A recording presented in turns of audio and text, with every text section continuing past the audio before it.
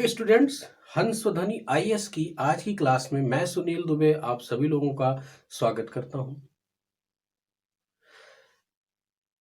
जैसा कि आपको पता है कि हमारा रनिंग टॉपिक है, सेक्शन है क्लाइमेटोलॉजी, और उस क्लाइमेटोलॉजी का जो रनिंग टॉपिक है वो है atmospheric heating.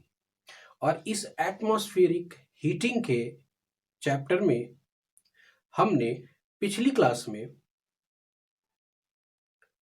Factor of the distribution of temperature, तापमान वितरण को प्रभावित करने वाले महत्वपूर्ण कारक, इस पर चर्चा की।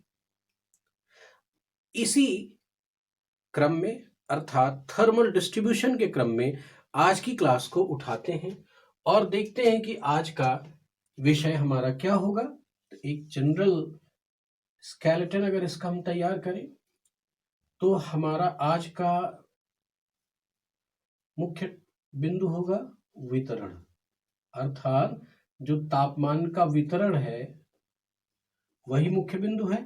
और इसके दोनों तरीकों पर हम लोग आज चर्चा करेंगे। क्या है? ऊर्ध्वाधर वितरण और क्षैतिज वितरण।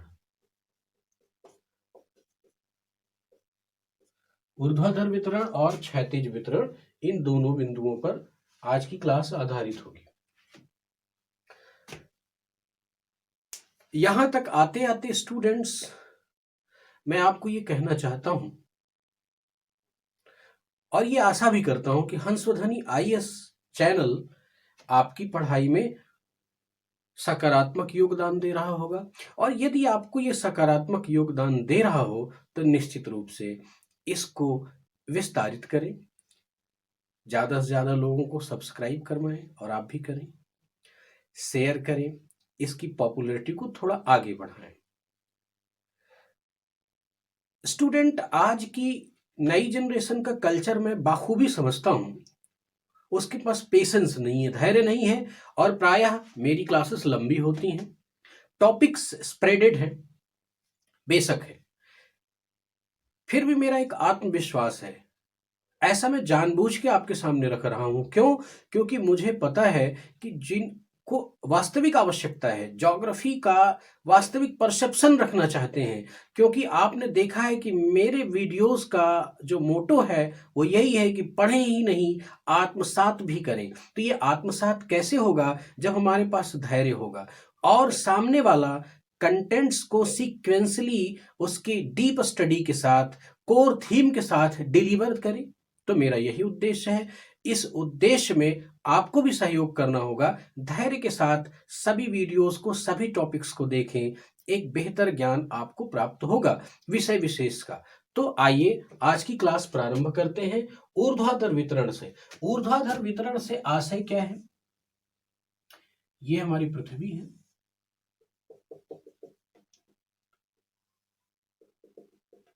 तापमान की ऊर्ध्वाधर वितरण से आशय है कि हम अपनी पृथ्वी से ऊंचाई पर जब जाते हैं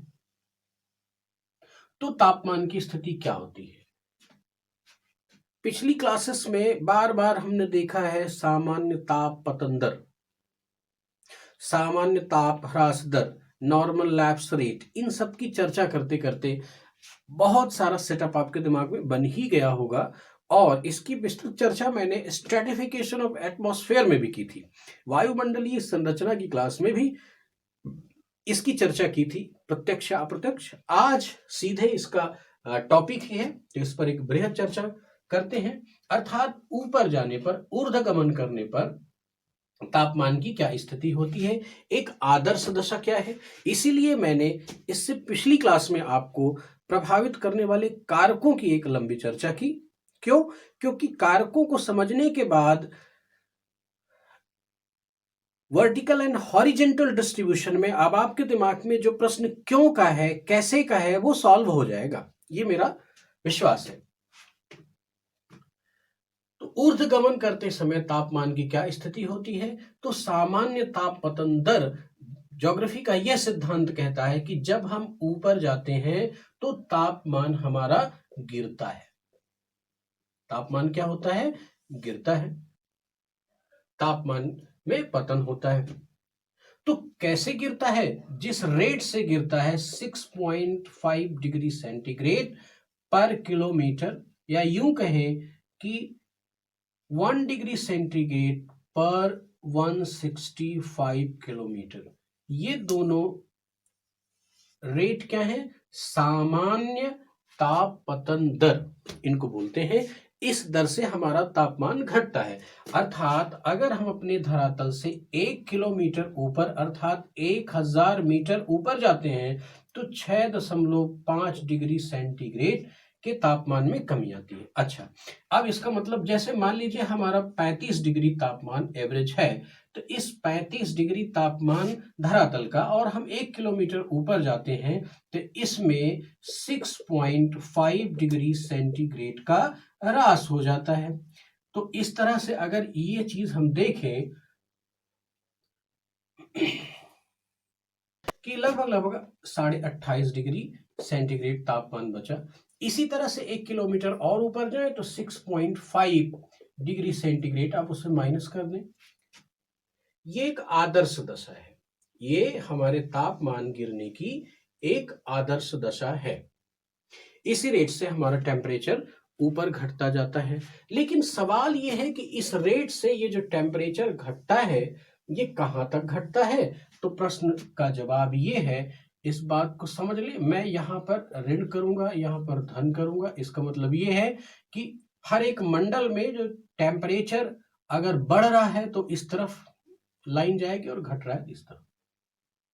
तो अब अगर हम देखें ये जो हमारा क्षोभ मंडल है, इसको मान लेते हैं ये हमारा क्षोभ मंडल है जिसको हम लोग ट्रोपोपॉज के नाम से जानते हैं। इस ट्रोपोपॉज की स्थिति क्या होगी कि ट्रोपोपॉज में यही सामान्य तापमान पतन दर लागू होगी, सामान्य तापमान पतन दर लागू होगी और गिरते गिरते तापमान विषुवत रेखीय क्षेत्र पर लगभग विषुवत रेखीय क्षेत्र पर -80 डिग्री सेंटीग्रेड के आसपास हो जाता है और भूमध्य रेखीय क्षेत्र पर ये तापमान लगभग -45 डिग्री सेंटीग्रेड के आसपास हो जाता है। मतलब सामान्य तापमान पतन दर से ये गिरता है। तो ध्यान रहे स्टूडेंट्स कि 2 किलोमीटर तक हमारे वायुमंडल में जलवाष्प, धूल कण इत्यादि की सांद्रता ज्यादा है और गैसों का घनत्व भी ज्यादा है। तो इस तरह से यहां पर तापमान पतन दर में कुछ विसंगतियां भी देखी गई हैं और इन विसंगतियों और अपवादों के स्वरूप तापमान प्रतिलोमन की भी घटना पाई जाती है। वो क्या है? वो अभी हम लोग तापमान प्रतिलोमन, टेम्परेचर इन्वर्जन नामक एक सेपरेट टॉपिक पर उसकी चर्चा करेंगे। यहां पर यही समझते हैं। लेकिन इसके ऊपर की स्थिति क्या होती है कि सामान्य तापमान पतन दर के हिसाब से तापमान हमारा ऊंचाई के साथ घटता जाता है। अच्छा, फिर हमारे वायुमंडल में एक ऐसी सीमा आती है जहां पर की सारी चीजें निचले मंडल पर होने वाली प्रत्येक रासायनिक और भौतिक प्रक्रिया रुक जाती है। और जब रुक जाएगी अर्थात यहां पर हम अगर तापमान की स्थिति देखें तो तापमान का घटना रुक जाएगा और इसी चीज को हम लोग ये ट्रोपोस्फेयर के नाम से जानेंगे और ये ट्रोपोपॉज के नाम से होगा। इसको हम लोग ट्रोपोपॉज कहेंगे अर्थात क्षोभ सीमा कहेंगे। तो यहाँ पर तापमान घटने का प्रक्रम रुक जाएगा। फिर उसके बाद हम देखते हैं कि हमारा समताप मंडल है। समताप मंडल जिसको हम लोग स्ट्रेटोस्फेयर के नाम से जानते हैं। इस समताप मंडल की स्थिति क्या होती है? दरअसल ध्यान रखना है यहाँ पर स्टूडेंट्स, सबसे पहले ट्रोपोपॉज से टेम्परेचर कुछ किलोमीटर तक ऊपर लगभग 1 से 2 किलोमीटर की स्थिति ये होती है कि इसके टेम्परेचर में कोई परिवर्तन नहीं आता, इसके टेम्परेचर में कोई परिवर्तन नहीं आता। प्रायः इसी आधार पर लोगों ने, कई सारे विद्वानों ने कहा है कि इस मंडल का नाम समताप मंडल है। लेकिन इतनी बात पर्याप्त नहीं है। मैंने आपको वायुमंडल के मंडलीकरण अर्थात वायुमंडल के संरचना टॉपिक में ये चीज स्पष्ट की है, उस वीडियो में जाकर के इस चीज को गहराई से देख भी सकते हैं। लेकिन यहां पर तापमान के वितरण से हमारा संदर्भ है तो हम उसी की बात करेंगे। और उसके बाद क्या होता है कि यहां पर 15 से 35 किलोमीटर की ऊंचाई, 15 से 35 किलोमीटर की ऊंचाई पर हमारे ओजोन की अवस्था होती है, ओजोन की स्थिति होती है, और इस ओजोन की स्थिति के कारण, इस ओजोन की स्थिति के कारण सूर्य से आने वाली जो यूवीज हैं, जो हमारे वायुमंडल में अल्ट्रा वायलेट रेज इंटर करती हैं, उनका एक अवशोषण कर लेती हैं, ओजोन परतें अवशोषण करती हैं। तो इस अवशोषण की प्रक्रिया से यहाँ पर टेम्परेचर बढ़ जाता है, टेम्परेचर बढ़ जाता है। फिर समताप के ऊपर एक छोटी सी पेटी है, जैसे यहाँ पर ट्रोपोपॉज है वैसे ही वहां पर ये स्ट्रेटोपॉज है, अर्थात यहाँ पर जो तापमान बढ़ने की प्रक्रिया है वह भी सम हो जाती है, बढ़ना रुक जाता है। फिर हम लोग देखें आगे की स्थिति क्या है।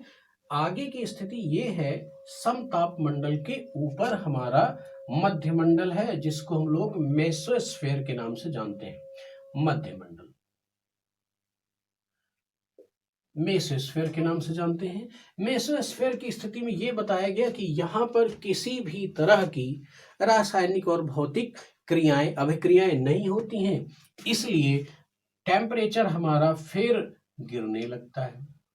गिरने की दर पर प्रायः विद्वानों के मत में भिन्नता है, लेकिन यही कॉमन निकाला गया कि 6.5 डिग्री का ये जो सामान्य ताप पतन दर है, इसी के आसपास से ये घटने की दर भी होती है। और इसके ऊपर फिर से एक छोटी सी पट्टी है, जिसको कि हम लोग बोलते हैं मेसोपॉज। मेसोपॉज, तो इस मेसोपॉज में भी वो नीचे के मंडल में होने वाले घटनाक्रम में एक स्थिरता आ जाती है। तो नीचे के मंडल में, मेसोपॉज के नीचे का मंडल क्या है, मेसोस्फेयर, और इसकी घटना क्या है, तापमान का गिरना, अर्थात इस तापमान के गिरने की प्रक्रिया में भी एक पॉज आ जाएगा, स्थिरता आ जाएगी। फिर इसके बाद हमारा है आयन मंडल। अब अगर हम इस बात को देखें, ये आयनोस्फेयर की क्या स्थिति है, यहां पर गैसीय अणुओं का आयनाइजेशन होता है, आयनीकरण होता है, और इस आयनीकरण में बहुत अधिक मात्रा में ऊष्मा और ऊर्जा निष्कासित होती है, जिसकी वजह से टेम्परेचर में फिर से बढ़ोतरी हो जाती है। और फिर जैसा कि सर्वविदित है कि आयनोस्फेयर के बाद ये हमारा एक्सोस्फेयर है, जो कि आगे चल के वायुमंडल से मिल जाता है। यहाँ पर वायु का घनत्व तो अत्यधिक कम हो जाता है, अर्थात न्यूनतम हो जाता है।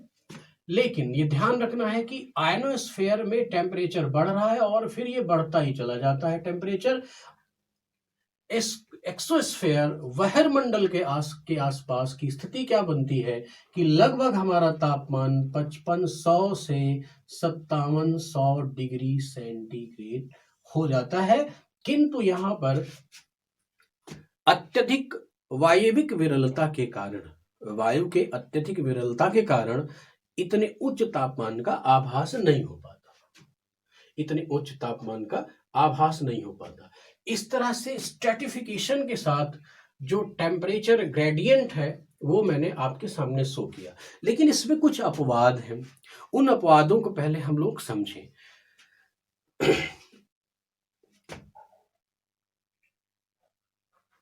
ध्यान रखें, इस बात का सदैव ध्यान रखें, एक बहुत इंपॉर्टेंट सवाल आता है जो मैं आपको देने का प्रयास करता हूं। सामान्य ताप पतन दर की अवस्था में मौसमी परिवर्तनों का प्रभाव पड़ता है। फिर से समझें, तापमान पतन दर पर मौसमी परिवर्तनों का प्रभाव पड़ता है, अर्थात इस बात को हम कह सकते हैं कि ऋतुगत परिवर्तनों का प्रभाव पड़ता है। और इस ऋतुगत परिवर्तनों का अर्थ क्या हुआ, ऋतुगत परिवर्तनों का अर्थ क्या हुआ, एक प्रश्न बनता है कि ग्रीष्म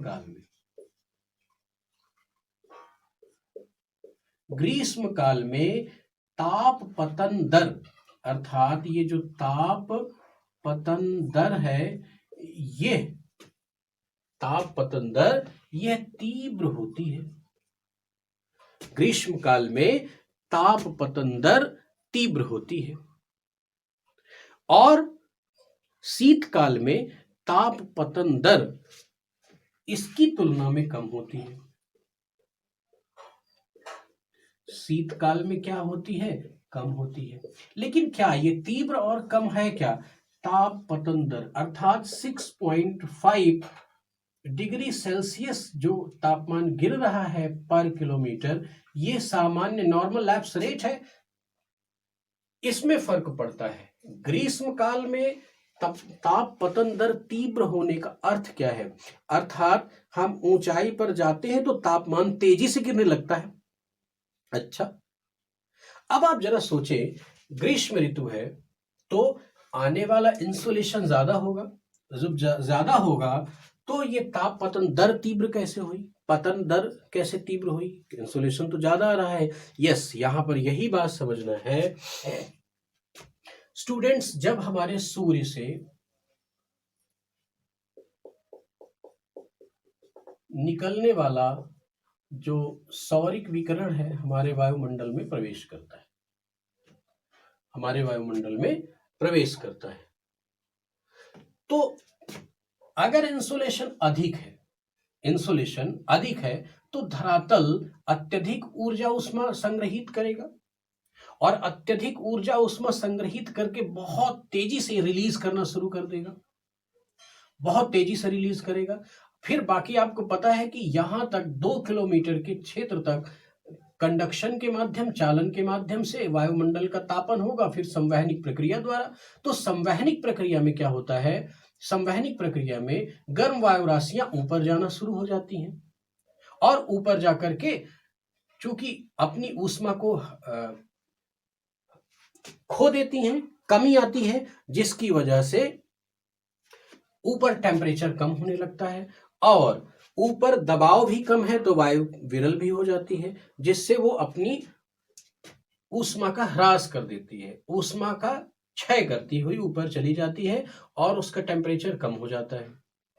ये ट्रोपोपॉज तक की स्थिति बनती है, ट्रोपोपॉज तक की ये स्थिति बनती है। लेकिन एक बात को समझें कि अगर इस धरातल को अत्यधिक मात्रा में ऊष्मा मिल रही है, इंसुलेशन मिल रहा है, तो ये जो रिलीज करेगा, यानी जो पार्थिव विकिरण रिलीज करेगा, बहुत तेज करेगा, बहुत तेज करेगा। यानी इस क्षेत्र में मुक्त होने वाली ऊर्जा की दर, ध्यान रखना है, मुक्त होने वाली ऊर्जा की दर क्या होगी? तीव्र होगी। ऊर्जा की दर तीव्र होगी और यहां पर ठंडे होने की जो दर है वो नॉर्मल लैप्स रेट के ही अकॉर्डिंग है। लेकिन यहां पर चूंकि ऊर्जा उत्सर्जित होने वाली जो हमारा पार्थिव विकिरण है वो बहुत तीव्र है, इस वजह से यहां पर ऊर्जा ज्यादा इकट्ठा हो जाएगी और इसके बीच में एक बड़ा प्रवणता तैयार हो जाएगी। प्रवणता, ये जो प्रवणता है वो ज्यादा हो जाएगी। ग्रेडियंट्स, जिसको हम लोग टेम्परेचर ग्रेडियंट बढ़ जाएगा, तो टेम्परेचर ग्रेडियंट जब बढ़ जाएगा तो आभासी रूप में यह निश्चित हो जाता है कि ग्रीष्म काल में ताप पतन दर तीव्र हो गई। अच्छा, अब हम शीतकाल की स्थिति देखें तो आने वाला इंसुलेशन कम है, तो धरातल से मुक्त होने वाली जो ऊर्जा है उसकी मात्रा में भी कमी है। मुक्त होने वाली जो ऊर्जा अर्थात पार्थिव विकिरण है उस वो भी बहुत ज्यादा तेज नहीं है, तो यहां पर इस क्षेत्र पर बहुत तेजी से ऊर्जा इकट्ठा नहीं हो पाती और उसी दर पर ये यहाँ पर तापमान हमारा गिरता भी रहता है। तो यहाँ पर और यहाँ पर तापमान की एक संयमित अवस्था जो कि ताप पतन दर की अवस्था है, इस ढंग से हमारा प्रवणता तैयार होती है, ग्रेडियंट बनता है। अर्थात देखा जाए तो ये ग्रेडियंट हमारा कम हो जाएगा क्योंकि यहाँ पर स्थित ऊर्जा की मात्रा कम है, यहाँ की स्थित ऊर्जा की मात्रा कम हो जाती है, तो पतन दर और यहाँ की ऊर्जा के बीच में जो प्रवणता है वो कम होगी। तो इसलिए आभासी रूप में हमें क्या प्रतीत होगा कि यहाँ पर शीतकाल में ताप पतन दर हमारी कम है, ताप पतन दर हमारी कम है। इसीलिए इस ढंग से इस प्रश्न का जवाब देना है और आई होप कि ये बात आपको अच्छी तरह से समझ में आ गई होगी। अब एक बात को और समझना है। वो बात क्या है? वो बात ये है कि जब बारिश का समय आता है, वर्षा काल आता है, तो आपने सुना होगा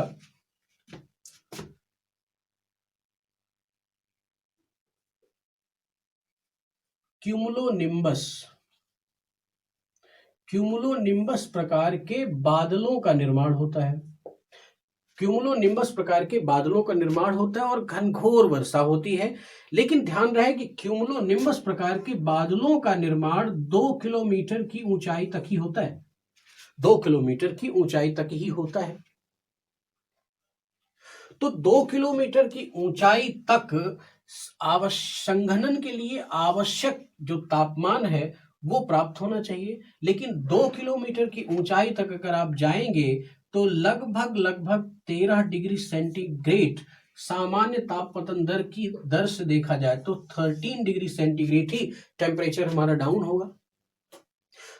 तो ये स्थिति भी हमारे संघनन के लिए पर्याप्त नहीं है। इस 2 किलोमीटर की दशा में कि संघनन के लिए पर्याप्त नहीं कि क्यूमुलोनिम्बस प्रकार के बादलों का निर्माण हो सके। लेकिन ऐसा होता है, जबकि ऐसा होता है 2 किलोमीटर की ऊंचाई तक ही क्यूमुलोनिम्बस प्रकार के बादल बनते हैं और घनघोर वर्षा करते हैं। बादलों के प्रकार की चर्चा बादलों क्लाउड वाले चैप्टर में अच्छी तरह से करूंगा, लेकिन यहां पर जनरल अप्रोच से इस बात को समझते मैं समझाना क्या चाहता हूं कि हमारे पास अगर हम सामान्य ताप पतन दर से देखें तो 2 किलोमीटर की ऊंचाई तक तापमान इतना नहीं गिर पाता कि संघनन की क्रिया प्रारंभ हो सके और बादलों का निर्माण हो सके और जबरदस्त तरीके से बादलों का निर्माण हो सके जिसमें भारी वर्षा हो। लेकिन ऐसा होता है, तो ऐसा होता क्यों है? ऐसा होता है कि जो वायु राशि ऊपर उठती है वो सामान्य तापमान पतन दर से अपनी ऊष्मा का ह्रास नहीं करती, बल्कि एक अन्य प्रक्रिया होती है जिसको हम लोग एडियाबैटिक प्रक्रिया बोलते हैं। एडियाबैटिक इसको हम लोग बोलते हैं रुद्धोष्म। अब ये रुद्धोष्म दो भाग में बढ़ जाएगा। अगर कूलिंग हो रहा है तो एडियाबैटिक कूलिंग अर्थात रुद्धोष्म शीतलन, और अगर वायु राशि गर्म हो रही है तो क्या होगा? एडियाबैटिक हीटिंग अर्थात रुद्धोष्म ऊष्मन की प्रक्रिया होगी। तो ये एडियाबैटिक कूलिंग और एडियाबैटिक हीटिंग है क्या, मैं इसकी चर्चा एक सेपरेट टॉपिक के तहत ही इस बिंदु को रखा हूं। लेकिन अभी आप समझ ले कि वो वायु राशि सामान्य ताप पतन दर की दर से अपनी ऊष्मा का ह्रास नहीं करती, बल्कि उसमें कुछ अलग से होता है। दरअसल एडियाबैटिक कूलिंग या हीटिंग स्थिति क्या होती है कि वो वायु राशि एक प्रकार का बंद तंत्र होता है। वो अपने चतुर्दिक वायुमंडल से, वातावरण से ना तो ऊष्मा लेती है ना तो देती है, बल्कि अपने प्रसार और संकुचन अर्थात उसके आयतन में वृद्धि और कमी की वजह से उसमें तापीय परिवर्तन आता है।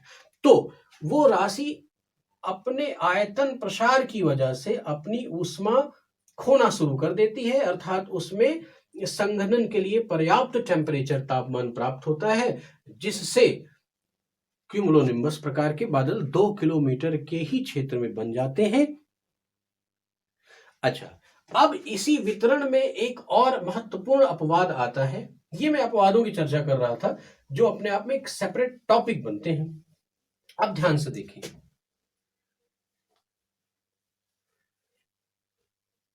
ये हमारा धरातल है।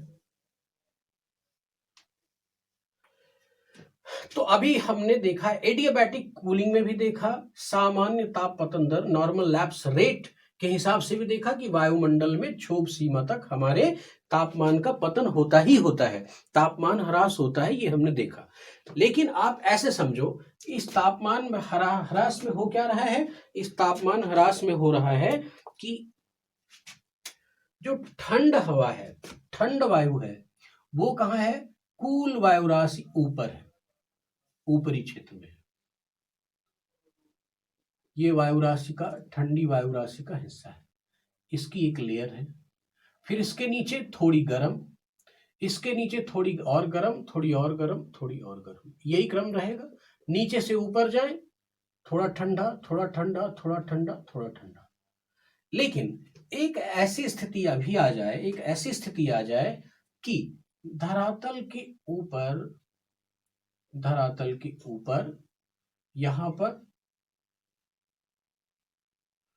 ठंडी वायु हो जाए, वायु राशि यहां ठंडी हो जाए, और इसके ऊपर एक गर्म वायु राशि का लेयर अगर चला जाए, ये वायु राशि गर्म है, ये वायु राशि ठंडी है, तो ये सिचुएशन अगर हो जाए तो क्या होगा? इसका मतलब ये एक अपवाद हो गया। हाँ, ये अपवाद है, लेकिन ये हमारे वायुमंडलीय दशा का हिस्सा है। इस चीज को हम लोग क्या बोलते हैं? तापीय प्रतिलोमन। तापीय प्रतिलोमन, अर्थात इसको हम लोग बोलते हैं थर्मल इन्वर्जन। इस थर्मल इन्वर्जन की स्थिति क्या है, कैसे है, इसकी चर्चा एक सेपरेट टॉपिक में मैं करूंगा। लेकिन यहां पर है ऊर्ध्वाधर वितरण, तापमान का ऊर्ध्वाधर वितरण, जिसमें कि तापीय प्रतिलोमन की भी स्थिति पाई जाती है, एडियाबैटिक सिचुएशन भी पाई जाती है, सामान्य ताप पतन दर भी पाई जाती है। ये मैं बताना चाह रहा था। और ये बताया कि तापमान के ऊर्ध्वाधर वितरण में मौसमीय दशाओं का बहुत प्रभाव होता है, जिस पर एक टॉपिक मैंने डिस्कस किया। ये बहुत इंपॉर्टेंट है, इसके मेंस के अप्रोच से भी बहुत सारे प्रश्न बनते हैं, यूपीएससी के प्रीलिम लेवल पर भी प्रश्न बनने की पूरी संभावना रहती है, इसलिए वो बिंदु बहुत आवश्यक है। इसके बाद हम लोग देखते हैं, इसके बाद अगला वितरण देखते हैं, क्षैतिज वितरण।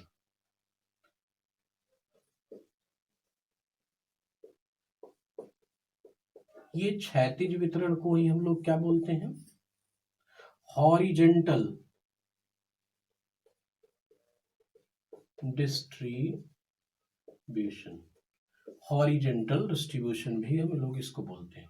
इस क्षैतिज वितरण का आशय क्या हुआ, इसको भी समझ लें। अब एक बार इस स्ट्रक्चर को समाप्त करके पृथ्वी की एक नई दिशा, एक नई अवस्था यहां पर बनाई जाए, तब बात और अच्छे से समझ में आएगी। अर्थात ये हमारी पृथ्वी है, ये इसका इक्वेटोरियल रीजन है, ये मतलब जिसको हम लोग 0 डिग्री बोलते हैं, इसका पोलर रीजन है 90 डिग्री। अब आप बात समझें, क्षैतिज वितरण की जो आदर्श दशा है, तापमान के क्षैतिज वितरण की जो आदर्श दशा है, वो क्या है? ऐसा कहा जाता है कि इक्वेटोरियल रीजन से जब हम ध्रुवों की ओर जाते हैं, ध्रुवों की ओर ऊपर जा रहे हैं, तो तापमान में कमी आती है। यानी पहली बात यह है कि अगर हम भूमध्य रेखीय क्षेत्र से ध्रुवों की ओर जाएं, ध्रुवों की ओर अगर हम जाएं तो क्या होगा? तापमान में कमी आएगी, तापमान में ह्रास होगा, तापमान में कमी आएगी। यही स्थिति दक्षिणी गोलार्ध की भी होगी और यही स्थिति उत्तरी गोलार्ध की भी होगी।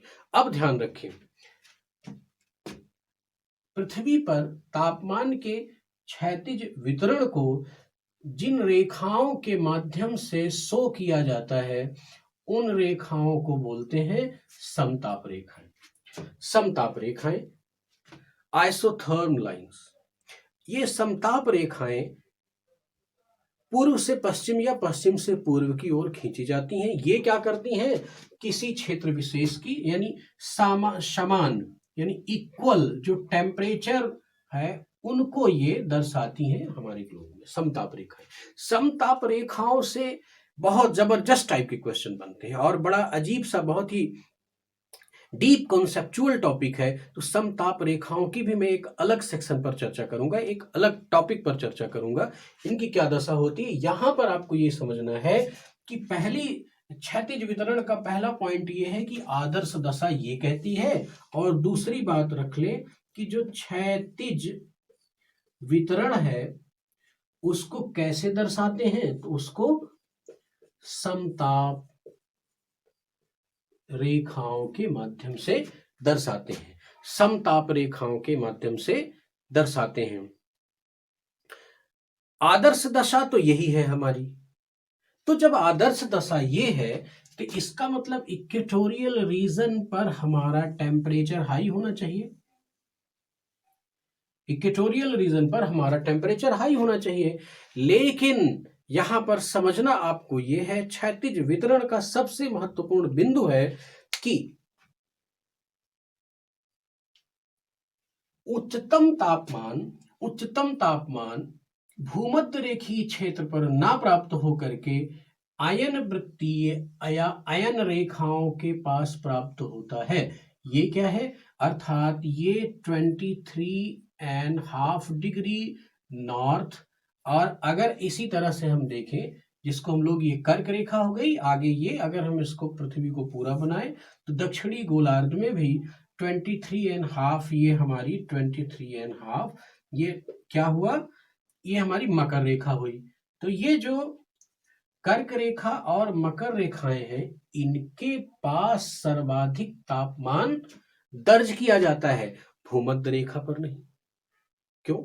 जबकि नियम ये है, देखा है हमने कि सूर्य की लंबवत किरणें भूमध्य रेखा पर पड़ती हैं तो इंसोलेशन अधिक प्राप्त होगा, तो इसका मतलब वहां पर टेम्परेचर अधिक होना चाहिए। लेकिन क्षैतिज वितरण के बिंदु में जो बात रखी गई वो ये रखी गई कि अयन रेखाओं के पास या अयन वृत्तों के पास सर्वाधिक तापमान पाया जाता है, ना कि भूमध्य रेखा पर।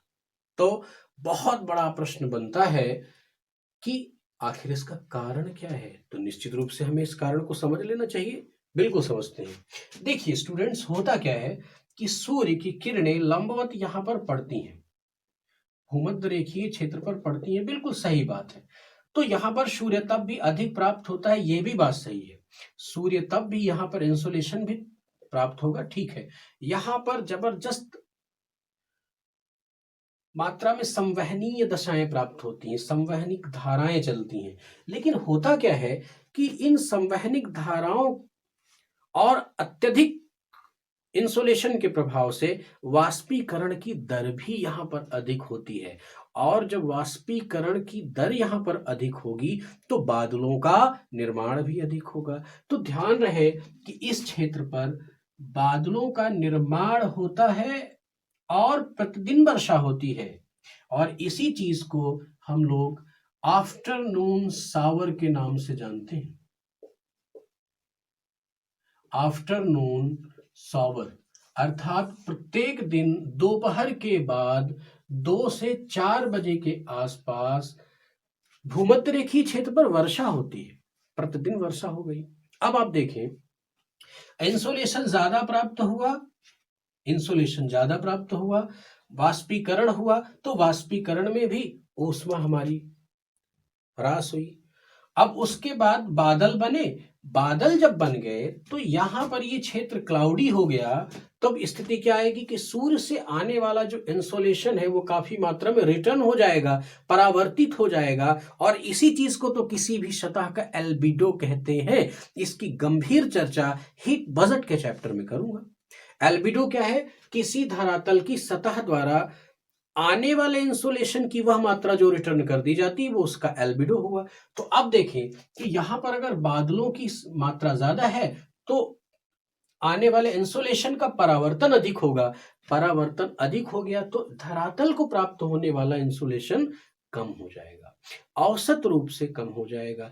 और फिर बादल बने और बारिश भी कर दिए, बारिश कर दिए तो टेम्परेचर में थोड़ी सी कमी और आ गई। ये स्थिति भूमध्य रेखा की है। लेकिन यहां पर क्या होता है कि अयन वृत्तियों के पास बादलों की संख्या कम होती है, बादलों की मात्रा कम होती है।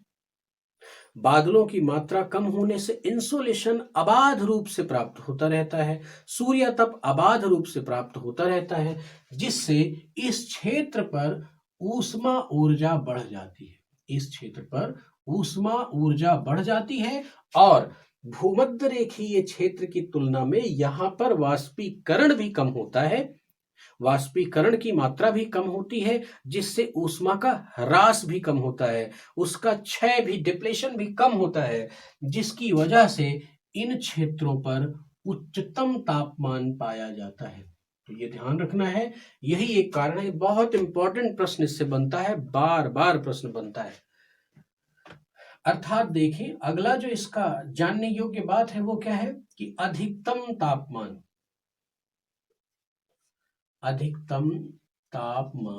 वो कहां पर प्राप्त होता है? अयन रेखाओं के पास प्राप्त होता है। अयन रेखाओं के पास प्राप्त होता है। अगली इससे इंपॉर्टेंट बात ये है।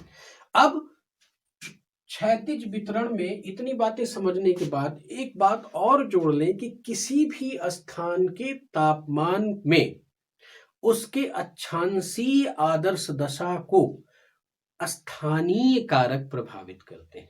उसकी अक्षांशीय दशा को स्थानीय कारक भी प्रभावित करते हैं।